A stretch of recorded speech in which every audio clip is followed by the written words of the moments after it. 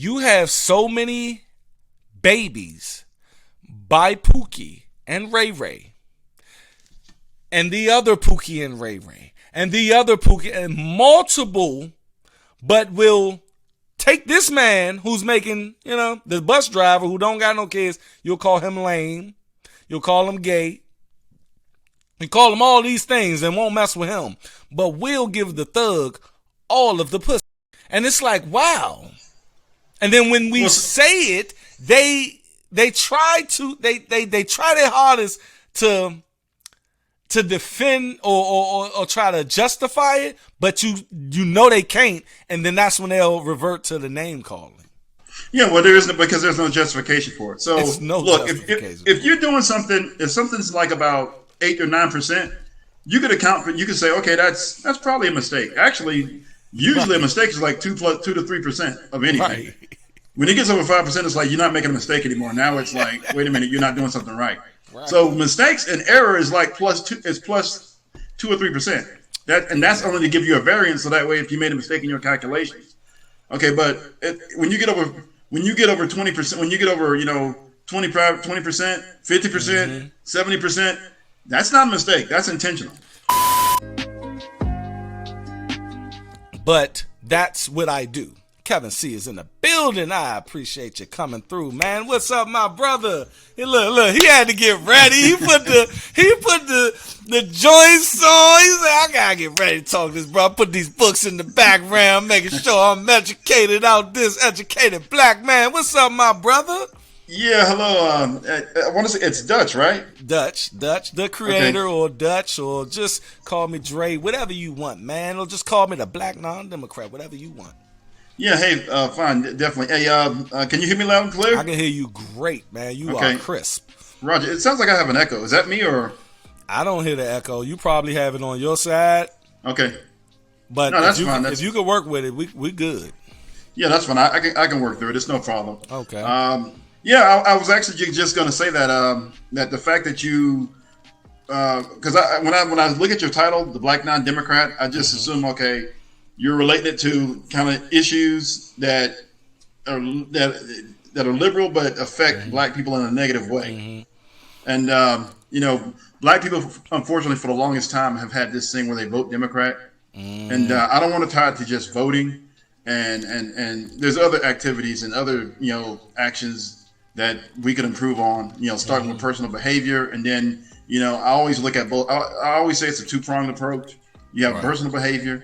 And then on top of that, you have, external forces, which, are working to make sure that black people aren't as successful as we could be. Right.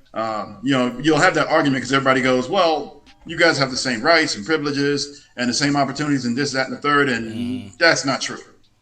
Right. Now, but I will say that a lot of it, that some of, how we can improve is actually linked to personal behavior.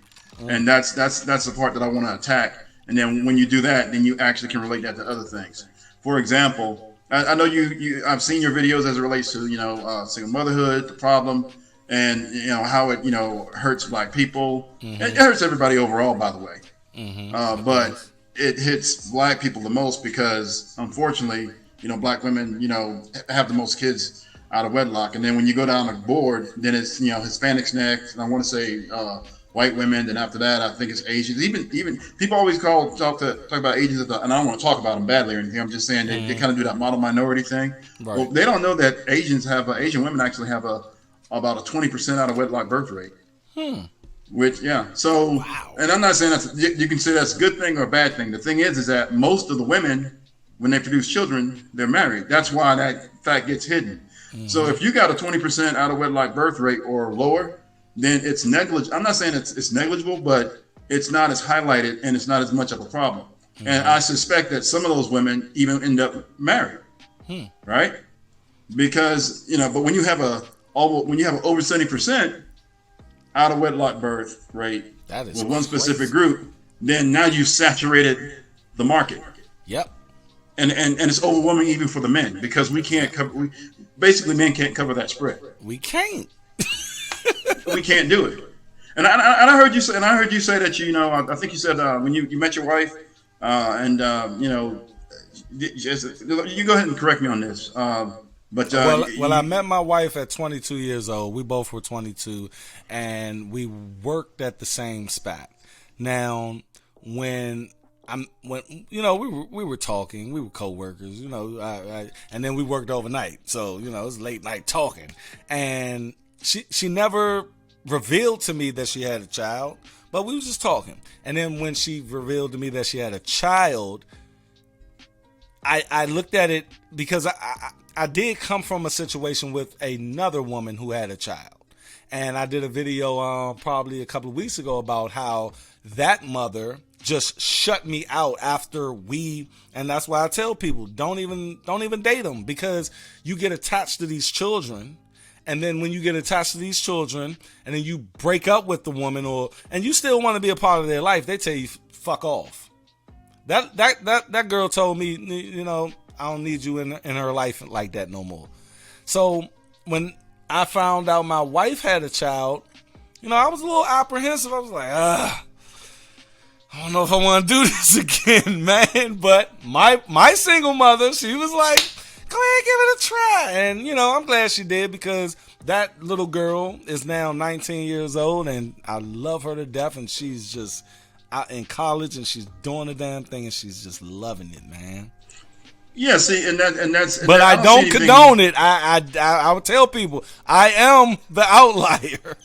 Yeah, and so I kind of want to speak to that a little bit, because generally it's not recommended, but I always look at it like this. See, the limit is generally one kid. Mm-hmm. Generally one kid. Mm-hmm. You're still young, and then you can produce more children for the guy that you eventually wind up marrying if you marry. Right, like me and my wife, we had two together. And see, there you go. 14 and a 9-year-old. I had to get somebody in there that looked like me, bro.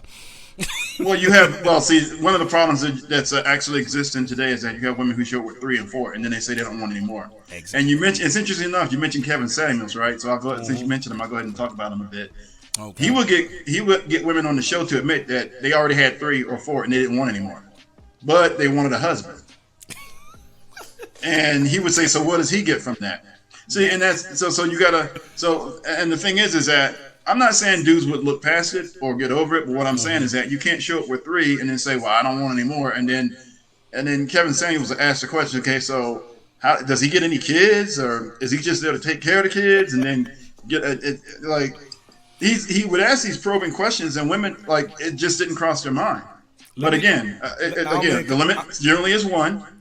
Yeah. And then you're still, and you said, early 20s. So now you got from the early 20s all the way to the early 30s, or even mid 30s, to produce more children. There was a woman who had, there's a channel, nice lady, great family. When she met her husband, she had 2. But she just keeps making more and more and more. Basically, she's giving this guy as many kids as he's wanted. They have a gang of kids right now. I think they're up to like 7. Damn. God damn. Yeah. He as many as he wants. That's what he gets. Shit. Well, so they're up to like 7 kids right now. We look. I will look. Okay, check this out. If you come in with 2, like you said, this guy, you better give me how many I want. Period. Yeah. She said she's been pregnant most of the marriage, and that's fine, and she's happy with that. And it's a great family. They actually created a nice channel. She gives advice to women. Mm-hmm. Some guys kind of get on her a little bit about that because hey, you had 2, whereas she ended up. That I don't mean to cut you off, bro. Mm-hmm. But that's what I tell women on my channel. Look, the thing is, I don't mind you having that first mistake. I got an 18, 19-year-old sister. She just made her mistake a year ago, right? And it did something to her where she's more mature now, right? And I always tell them, look, I'll give you that first one, but if you continue this, cycle of having a baby at 20 with another dude and have a baby at another 22 and 28, it's on you. I'm not gonna keep giving you excuses. But if you are sort of like my wife or that woman, if she had 2, she made 2 mistakes, but she eventually got it straight and then had what you said, 6 more, 7 Yeah, more? it's like 5 or 6 Like, more. Yeah, I come mean, they got a on. gang of kids over there. They got At a that gang. point, that's that man's wife. That's Yeah. that man's shit. Well, so I know you talk about this, and I'm sure you're aware of the stats. You know, over 60% black. And so we're gonna keep it on black women since we talk about black people. But over 60% of black women actually have kids, and over 50. Well, no one. Yeah, over 50% of them actually have kids and no husband. They've never been married. So I don't want to say 60% because part of that group is actually married. So let's just say let's just give it to the women who had the kids and never married. Okay, so over 50% never married, but they got kids, and when they have multiples children, now you got multiple guys involved. See, that's the issue and the problem. There you go. Because if it's one, then you just you're dealing with one guy, you know, assuming he's active and all that other stuff. The relationship didn't work out, but maybe he's active, maybe he's not, and not an active father. Okay, but that's one person. But when you have 3 or 4, now there's multiple men involved. And actually, statistics actually state that women who have multiple children, over 60% of the time, it's going to be with multiple men, different men. Yep. So now you got 2, 3 guys. So a woman has 4 kids, now she's got at least 2, if not 3 men, 4 different children, and now the expectation of you to come in and deal with all of that, it's too much. And remember, see, what's happening is that you have men with sons. Okay, so I have a son of marriageable age, right? You know, my advice to him is, you know, is to leave women alone who already have children. Right. So if that's the advice. And now he could go against that, but still, essentially, when you look at it, that's half the women already gone, already eliminated. So, and I say that, and women don't look at it as if they're eliminating themselves as a candidate for marriage. That's why I say if you do that, then you got to limit yourself to 1 child, and then that next dude who comes along, you know, you need looking at him as a husband, you know, evaluating him as a husband and father candidate. And be serious about marriage. So that's not to say you can't do it. I think they don't even think that far, bruh. Like, I don't even think they think that far. Like, where are you from? Are you from Honduras? No. So I live here now. Okay. Well, actually, I go back and forth to the United States on a regular basis. I live here now, and in the next year and a half or so, I'm actually going to be back in the States a lot more. Okay, because that's where we're gonna So you originated from the United States, though. Yeah. I grew up Florida, born in Florida, grew up there, went to the military. Went all around the world, did a bunch of stuff. You know I got military vibes from you. You know I do. You get a lot of guys who are ex-military wind up living overseas for a little bit or the rest of their life, and let me ask you. How old are you? Oh, no, mid-50s. Mid-50s. Now, when I say, I'm about to be 40 next year. I'm 39. When I say, and my mother, confirmed it, but I just want to know from you. When I say, and a lot of other, YouTubers say about the black women taking that, just welfare and all of that back in the day, did you see that actually transpire like late 70s, early 80s? Did you see them actually take the fucking Kool-Aid? Well, so I didn't see it personally, and so I came of age in the 80s, right? Mm-hmm. So all of this, so everything from the 1960s and the 70s is kind of is second and third hand information. Mm-hmm. But what I have done is, like you, I've done a lot of studying, right? Right. I'm the history nerd, right? Done a lot of studying. Not only that, I look at academic journals, reports, papers, all of that stuff. I write a lot of papers myself. So it forces you to actually do a lot of research. And what you can conclude from that is basically, women had to make that choice. Because here's the thing. And I'm very certain you're familiar with the Moynihan Report, right? 1965, Daniel Patrick Moynihan comes out with the report, The Negro Family, right? Mm-hmm. So he comes up with this report. And what they were trying to do is figure out what was wrong as it relates to all the issues and problems that black people were having. Now, within that report, they did mention the history of enslavement. They mentioned the history of Jim Crow racism and the negative effects that it had on black Americans. And that's absolutely true. But they also talked about the breakup of the black family and the issues and problems. And and this is where it actually came from. So when you hear about, I call it the black pathology argument. You heard that before, right? No, I never heard of that. So that's the black pathology argument. If you read the report, it talks about that, and the black pathology is essentially, negative behaviors that's contributing to the problem. So you already had the systemic issues. You had the history of enslavement, several centuries of that, and then you had 100 plus years of Jim Crow, stomped down hardcore, segregation, domestic terrorism, where black people were denied specific opportunities in all areas of life: economics, politics, education, healthcare, housing, all of that, right? Right. So, and that's not to make any excuses, but one of the things that added to that was another problem on top of that is you had, children being produced without husbands, right? And then now, and I want to say in that report it was like over 20, it was over 20%, almost 25%, right? Yeah, so that's what it was in 1965 when he wrote that report. And so now we're over 70%, almost 80%. 80%. And that's what they pointed to say, look, the cycle of black pathology is actually contributing to the problem. Now, he also included, again, enslavement and Jim Crow segregation and all the issues and problems associated with that. But black people, and you can say black people, but it's primarily those kids were born to black women by a small percent of black men. Exactly. I've heard you actually say that, and that's always been the case.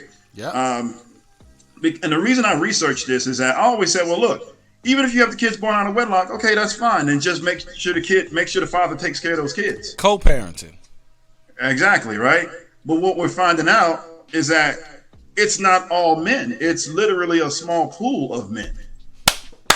See, now, and women hate that because what it does, here's what it does. It actually puts the problem back on them. It shows that they are the issue. When you see that stat, and they always want to say, it's between the age of this black man and that.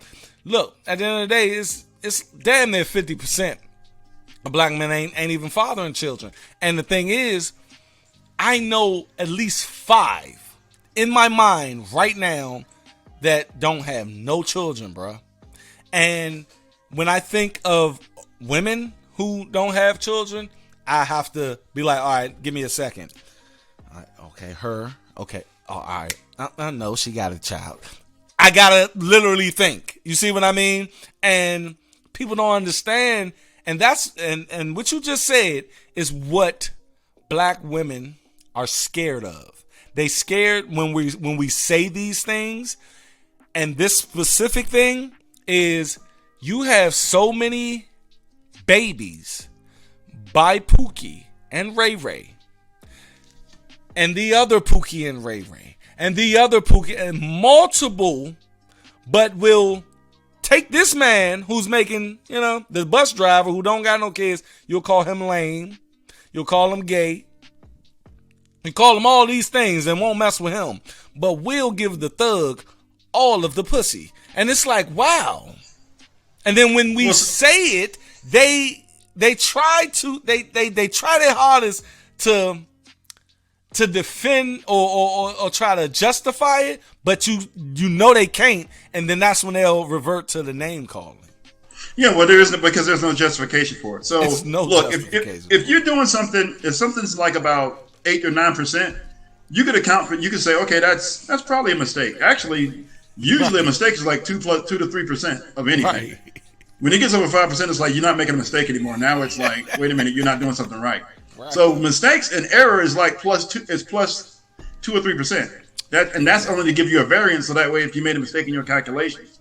Okay, but when you get over 20%, when you get over 20%, 50%, 70%, that's not a mistake. That's intentional.